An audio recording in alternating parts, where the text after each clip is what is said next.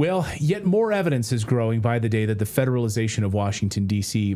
Metro Police by President Trump does, in fact, involve cleaning out the underground satanic networks as well as petty crime and homelessness on the streets. Turns out that, as we've reported on this over the past couple of months here on the show, that these underground satanic tunnels underneath Washington, D.C., and actually members of the House of Representatives have actually called these out, and they've lost their jobs for telling the truth about what's actually down here, what's actually going on underneath D.C. It turns out these satanic networks would compromise public officials by using these underground SRA rituals, thereby impacting the performance of federal institutions, which basically constitutes treason. And Trump knows about it. And the inner circle knows about it. That's why they're doing this. And by the way, the mayor of D.C. just admitted that crime has now plummeted in D.C. thanks to the federalization and the National Guard troops that are in Washington, D.C. Crime has all but disappeared thanks to the U.S. military being there. It's kind of crazy when you think about it. Dr. Michael Salla was the man that broke the story originally. He broke it wide open a number of weeks ago here on our show and now has more evidence. More evidence is emerging that he was right. In fact, Doctor, welcome back to the show. Great to see you. Oh, it sounds like you're muted, Doc. We good now? Yes, I was muted, so thanks for having me back. Oh, my pleasure, my pleasure. We always have our guests mute their microphones before they join us because we have other guests live on the show, so they might hear like a cat in the background or a dog in the background. So that's us asking you to mute. So thank you. But I do want to bring your attention to this new headline that just came out about military lawyers handling civilian crimes in Washington, D.C. And I think, to your point, this is further evidence that this is exactly, you cannot rely on the Satanists that are running Washington, D.C. to prosecute their own, can you? You need the military to basically step in Washington and now handle the caseload from these people. Well, that's right. Yes. I mean, what we have here is a situation where these satanic networks have been operating for decades, compromising officials from all branches of government, including the judiciary, which is very, very important, because that means when it comes to the arrest of Satanists that are apprehended in these underground enclaves, which can extend as far as 10 miles underground, in Washington, D.C. and elsewhere around the country, that when it comes to trying these officials, you can't do it through the normal court system because a lot of these judges are compromised themselves. So the normal courts cannot operate. And in such a situation, that's where the military courts come in. And also another consideration for why these Satanists being arrested are being subjected to some kind of military judicial process is that the punishment in the civilian courts for sedition or treason is a maximum of 20 years imprisonment and a fine or both. Whereas in the UCMJ, the Uniform Code of Military Justice, people that are convicted of sedition, treason are sentenced to death.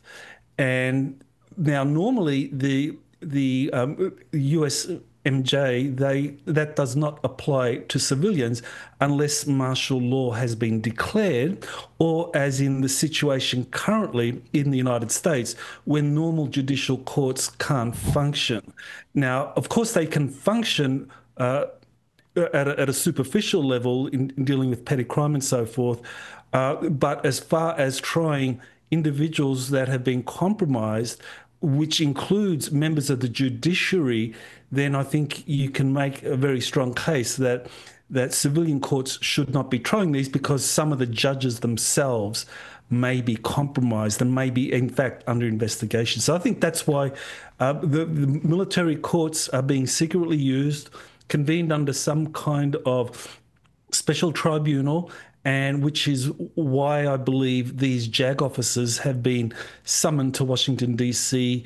to begin helping in the prosecution of so-called petty crime. But I think that's just a cover for these deeper satanic crimes. That's amazing. And this isn't being reported. I mean, you have JAG officers coming into Washington, D.C. to handle the amount of crime that they're having to now handle outside of the, like, basically the Satanists who are running Washington, D.C. This is an incredible story. PJ Pickett in our chat just said, what's scary about this, but it's like they're like sort of putting it right in our faces. Like they're sort of flaunting this. It's like kind of out there in the open in a lot of ways. And now we actually have the military there to stop it.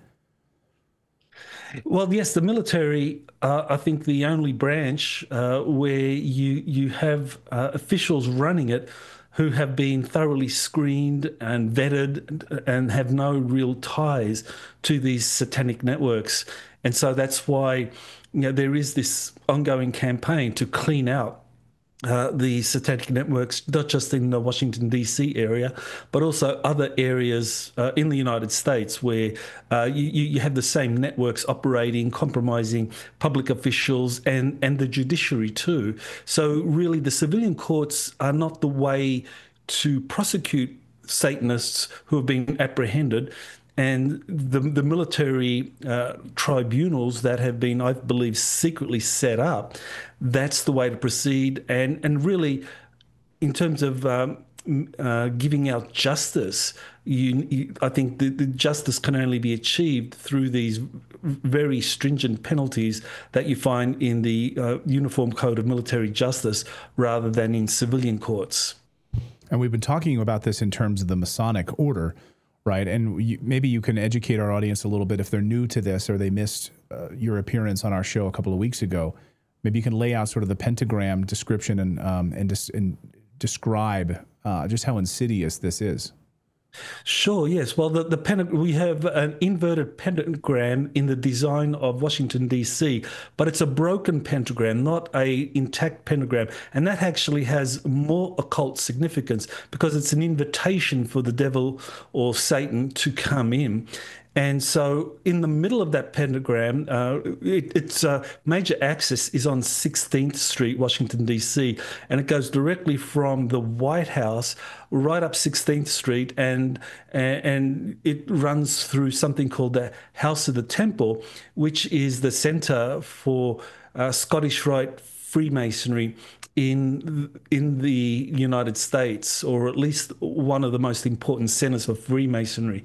Now, Freemasonry itself has what is publicly known to be 33-degree levels. So a Mason can progress through doing public works and good deeds all the way up to the 33rd degree, and they can be, as far as they know, part of an organization that promotes philanthropy, and various projects to kind of uplift humanity, deal with poverty, and help the society evolve in a positive direction. But at the 33-degree level, that's where there is a secret initiation into higher levels if you pass a test. And the test is essentially the Freemason is presented a copy of the Bible, and if they desecrate it, as they are asked to do in some way, whether spit on it or something else, then they are told that they have passed the test and that they can now proceed to higher orders. And in those higher orders, 34, 35, and so forth, they are told about the secret extraterrestrial origins of the bloodline ruling families, told about the history of giants, the secrets of the anti-gravity free energy technologies and so forth. If that Freemason chooses not to spit on the Bible and says, no, I worship this, then they told, you've passed, congratulations, you're a Freemason, 33-degree Freemason for life. And so they go away thinking that, well, hey, they are at the highest level of Freemasonry, but it's not. So, yeah, the highest levels are demonic. That's crazy. That's crazy to think about. Hopefully this message is getting out there and people are aware that if they get to the 33 and they don't spit on the Bible, that they're hitting a wall, basically. They're not going to go past that. Can you talk about, because for some people who don't know what's going on here in the Satanism in Washington, D.C., it's large and it's been well documented. As you pointed out to me offline, you and I were chatting, you said this was well documented by journalist John DeCamp in his book called The Franklin Cover-Up. What happened here? People might not even know this story that happened in Washington, D.C.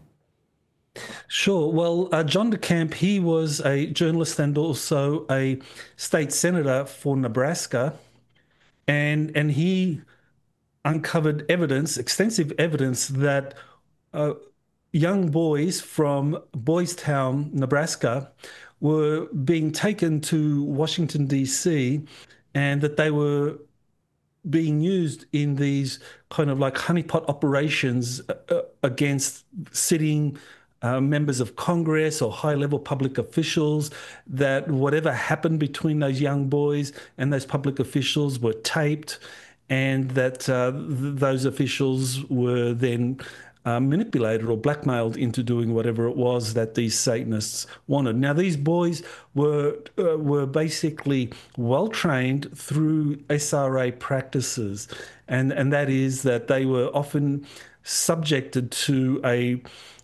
ceremony where one of them was essentially cannibalized, killed and cannibalized, and they were commanded to eat the heart and so forth, and different body parts, and that's how they would be conditioned to do everything that was asked of them when they were in these kind of honeypot operations against members of Congress. So John DeCamp documented this. I mean, there was clear evidence that this was happening, and no one really kind of pursued what he uncovered. It just, I mean, it's just like Washington, D.C., isn't it? I mean, we've had HHS whistleblowers and others, like Tara Rodas and others, calling out how the Biden administration was facilitating the massive sex trafficking of children. They were literally facilitating it at the Department of Homeland Security. And we had whistleblowers in the federal government calling it out and in front of Congress. And what happened? Nothing. The Biden administration did nothing about it. Fortunately, the Trump administration, and at least under the FBI and Kash Patel, they've been going after these sex traffickers by rounding them up by the hundreds. So at least, I'm hopeful anyway about that. That's unbelievable. That's called the Franklin cover-up. If anyone wants to read that book by John DeCamp. Any final thoughts on this, Dr. Sala? Like, when you talk about how are we going to see any of these people, these like sort of perp walked, in front of court and proceedings, these people who have been leading a lot of these Satanist rituals and trying to compromise members of Congress and others? Well, that's a very interesting question. I don't know. I think that the white hats, the Earth militaries, forces that are involved in these kinds of operations, and as far as I know from my sources, they are being helped by positive extraterrestrials as well, because the Satanists themselves, they directly worship these negative extraterrestrials. Some call them Draco reptilians. And so the white hats, they understand the depth of the kind of like corruption and how long it's been going on for. So they're cleaning it out. So right now, Washington, D.C. is the target. I believe that as they move forward and succeed in cleaning out Washington, D.C., that they will start doing the same in other major cities, and we'll probably see the same pattern: National Guard, judge advocate generals coming in to help the district attorney of that area to deal with the so-called petty crime, but really behind the scenes, they're dealing with these Satanists.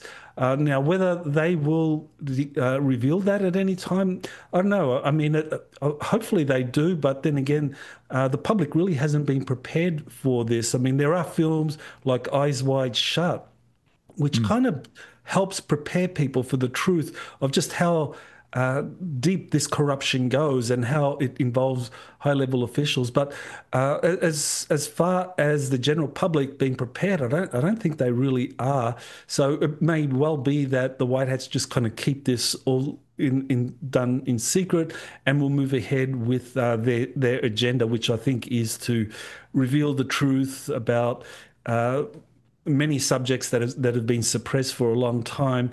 And I think we have a lot to look forward to, because this is actually a major cleanup operation. And once it reaches its end, then life in the United States will be changed forever, and it'll be much easier for the forces of good to really bring about policies that help all Americans prosper and experience abundance. I hope you're right. I like that. I like the positivity. I'm a glass half full kind of person as well. Protect your children, as someone said in our chat room. These sick people are everywhere, so we need to protect our children. So hopefully, what we're seeing in Washington, D.C. right now with this eradication of crime is a template maybe we'll see in other places. Dr. Michael Salla, he writes over at exopolitics.org. You can read all of his great works. He's got incredible books as well. Please go to Amazon, check out his books under Dr. Michael Salla on Amazon. I've read many of them. They're just eye-opening, absolutely eye-opening. Great to have you back on the show, as always. Thanks for having me.